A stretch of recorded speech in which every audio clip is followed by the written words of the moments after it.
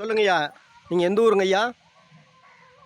செங்குறிச்சி புதுப்பட்டி. செங்குறிச்சி புதுப்பட்டி. நீங்கள் வந்து மாடுகளுக்கு மனிதர்களுக்கு 2 பேத்துக்கும் வைத்தியம் தான் பார்த்துட்டீங்க 7 தலைமுறையா?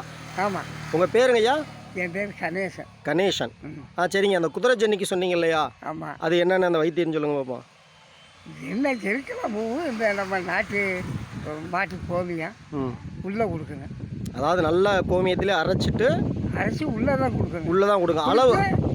அளவு சும்மா 1 டம்ளருக்கு நெருக்கி கொடுக்கலாம். 1 டம்ளருக்கு நெருக்கி. பூ வந்து 1 பூவா 2 பூங்களா? இல்லை, பூ ஒரு 5 பூவு இல்லைன்னா 7 பூ.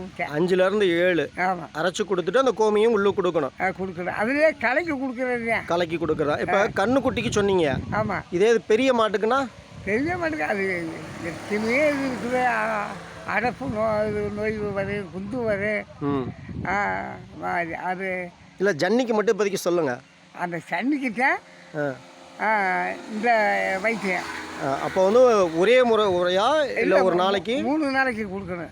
இல்லை, ஒரு நாளைக்கு ஒரு முறை 3 நாள் தொடர்ந்து கொடுக்கணும். 3 சூடு எச்சாவ முதுவாக வச்சிடணும். ஒவ்வொரு நாளும் ஒரு சூடு. ஆமாம்.